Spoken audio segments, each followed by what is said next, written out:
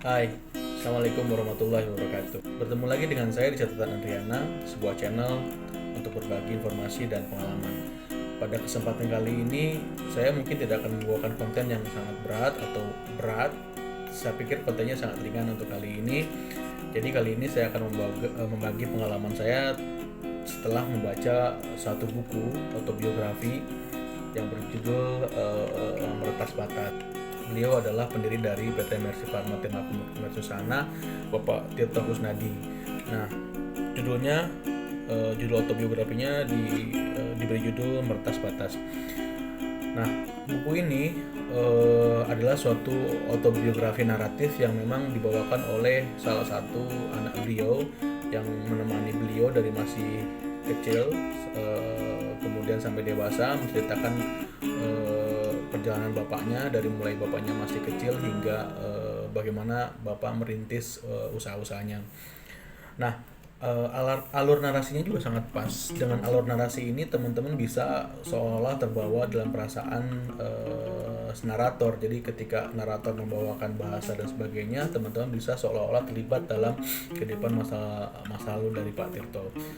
Kemudian secara tekstual juga buku ini sangat sederhana, kemudian tidak berat, tidak mengandung makna-makna kata yang memang konotatif atau denotatif, tapi memang katanya sangat sederhana sekali dan mudah untuk dicerna karena hanya menuturkan kata-kata dari percakapan sehari-hari saja. Nah, saya hanya akan berbagi mengenai perasaan saya saja, bukan untuk membagi apa isi buku ini, tetapi hanya membagi perasaan setelah membaca buku ini gitu ya. Nah, untuk teman-teman yang memang belum mengenal Pak Tirto secara umum, buku ini mungkin akan dirasakan sama seperti buku-buku autobiografi lainnya, tetapi karena memang pembawaan bahasa yang sederhana, sehingga ketika teman-teman membaca mungkin seolah-olah ini mah ngarang, ini mah mengada-ngada atau dibawakan hanya karena memang anaknya itu dibawakan hanya karena memang anaknya beliau saja dan sebagainya. Nah, saya ingin jelaskan bahwa memang meskipun yang naratifnya dibawakan oleh anaknya beliau, tetapi saya sendiri setelah berinteraksi cukup banyak dengan beliau akhirnya mengerti bahwa karakter-karakter beliau itu memang seperti apa yang dicantumkan dalam buku ini. Pertama-tama ketika kita membaca buku ini, kita akan disuguhkan dalam suatu kondisi atau suatu gambaran tentang karakternya Pak Tirtonya sendiri, karakter yang begitu tegas. Kemudian bab selanjutnya menceritakan tentang Pak Tirto sendiri dari mulai masa kecil sampai dewasa, dari mulai SMP, SMA, kehidupan di asrama, kehidupan dengan teman-temannya, kemudian dengan keluarganya dan sebagainya gitu ya. Nah, perasaannya setelah saya membaca buku ini adalah satu, saya baru meyakini bahwa memang karakter seseorang itu memang dibangun pada masa lalunya. Anda jangan berbicara mengenai misalkan nggak apa-apa lah, ini masih kecil, ini masih anak-anak, masih apa dan sebagainya, nanti dewasa juga berubah lagi. Ternyata sepertinya sih enggak. Jadi karakter-karakter memang setelah dewasa itu memang dibangun oleh karakter-karakter ketika masa kecil gitu, ketika pengalaman masa kecil. Jadi mau nggak mau karakter-karakter untuk karakter yang baik, kalau misalnya kita pengen punya anak yang dewasa dan sebagainya, berarti karakter itu memang harus dibangun dari anaknya itu masih kecil. Karakter-karakter beliau yang ingin saya gambarkan dalam buku ini adalah yang pertama, bahwa Pak Tirto itu tegas dan disiplin. Kenapa bisa tegas dan disiplin? Karena memang pengalaman masa sulit di masa lalu gitu, jadi beliau punya pengalaman yang sulit di masa lalu dengan keluarga besar dan sebagainya, dan beliau punya komitmen atau keinginan yang sangat kuat untuk berhasil gitu ya. Nah, kemudian Pak Tirto yang memang sayang keluarga dan sayang kerabat-kerabatnya. Saya juga baru tahu setelah membaca buku ini bahwa memang Pak Tirto itu sayang sama keluarga dan kerabat-kerabatnya. Nah, mungkin berdasarkan bahwa masa kecilnya Pak Tirto memang berlatar belakang keluarga besar gitu ya, dari mulai anaknya, saudara-saudaranya yang 5, kemudian dari ibunya, dari bapaknya dan sebagainya. Mereka menanggung bahu-membahu untuk menjalani kehidupan, terutama untuk kehidupan yang masa sulit pada tahun 1940-an atau 1950-an gitu ya.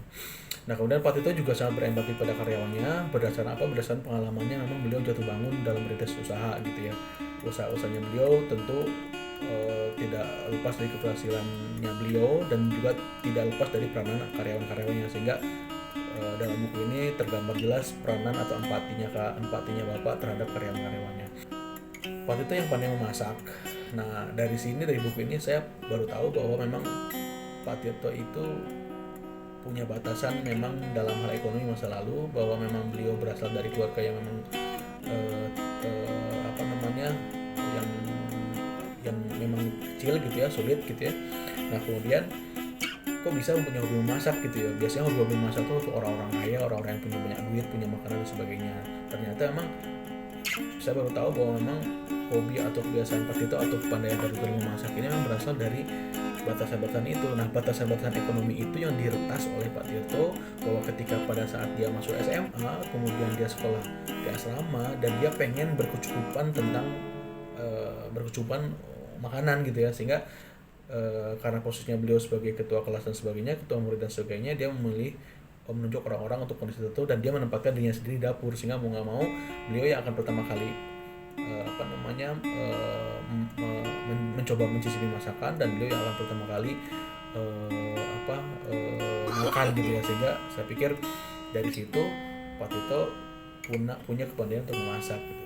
Kemudian Pak Tito yang sangat sederhana dan hemat. Dalam buku ini juga dijelaskan bahwa memang ketika masa sulit keluarga harus bertahan dan sebagainya, kemudian ceritakan bahwa memang satu telur itu dibagi 5, kemudian kalau teman-teman atau saudara-saudaranya pengen makan daging itu dibuat bakso, kemudian supaya semua orang anggota keluarganya dapat gitu ya.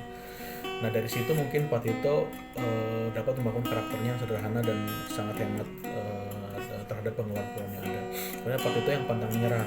Dalam hal ini juga batasan-batasan ekonomi atau batasan-batasan sosial pada zaman dulu yang memang membatasi Pak Tito itu ternyata diretas oleh Pak Tito sendiri, sehingga Pak Tito mempunyai karakter yang sekarang pantang menyerah gitu ya. Nah ini tergambar dari bagaimana cara membangun usaha-usahanya beliau ketika mendirikan suatu usaha, kemudian gagal atau terkendala oleh pemerintah dan sebagainya, kemudian dia bangun lagi dan sebagainya. Nah kemudian Pak Tito juga yang pandai memanfaatkan peluang. Dalam buku ini juga diceritakan bahwa waktu masih kecil atau masih remajanya Pak Tito, beliau pernah menjajakan rokok di pasar atau menjual rokok di pasar. Nah ini saya pikir kok kepikiran Pak Tito menjual rokok di pasar gitu. Ternyata ada suatu peluang bahwa memang ada pamannya memang punya kios di pasar, gak kepake dan sebagainya. Kemudian Pak Tito memanfaatkan peluang itu menjual kios di pasar. Nah itu salah satu contoh bagaimana karakternya Pak Tito dalam bagaimana karakternya Pak Tito dibangun pada masa kecil hingga sekarang dia memang bisa pandai memanfaatkan peluang.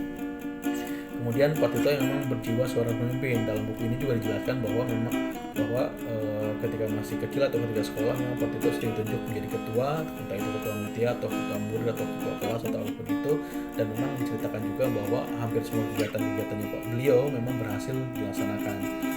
Teman-temannya mengatakan bahwa jika ada kegiatan mending Pak Tito saja karena pasti berhasil gitu ya. Jadi dalam hal ini juga teman-teman mengakui, ada acknowledgement dari teman-temannya Pak Tito bahwa memang beliau seseorang yang memang berjiwa pemimpin. Kemudian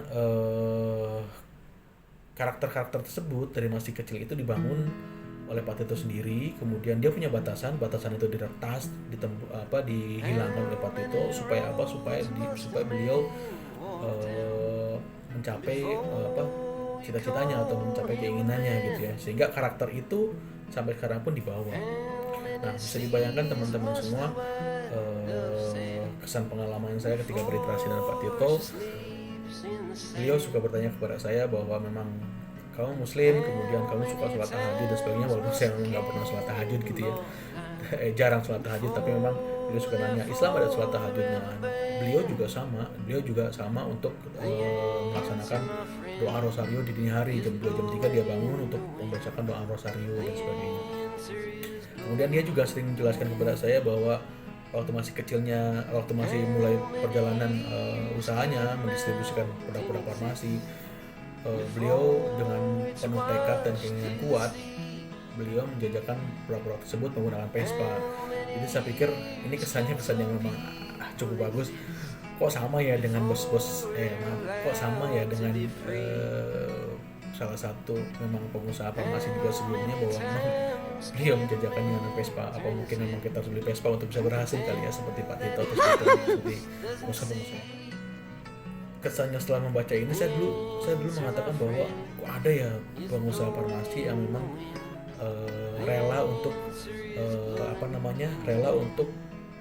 bayangin setiap minggu, 1 minggu sekali gitu ya, sebelum weekly meeting di pabrik, beliau menjamu kami semua untuk sarapan, dan memang sarapan itu dibuat oleh beliau gitu ya. Ada mie goreng, ada nasi goreng ikan asin, kemudian ada tongseng kambing, ada soto dan sebagainya, banyak. Dari situ saya berpikir, wah kok jarang ya ada bos yang memang seperti itu gitu.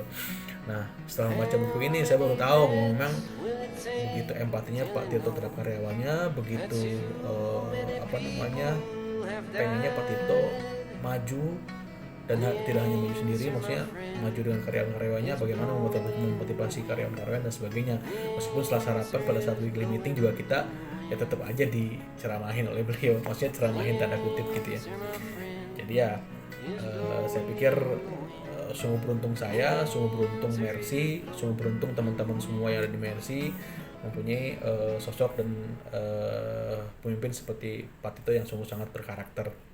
Nah, untuk teman-teman yang memang pengen membaca membaca Pak Tito lebih lanjut, saya sarankan teman-teman untuk sudah mendapatkan buku ini.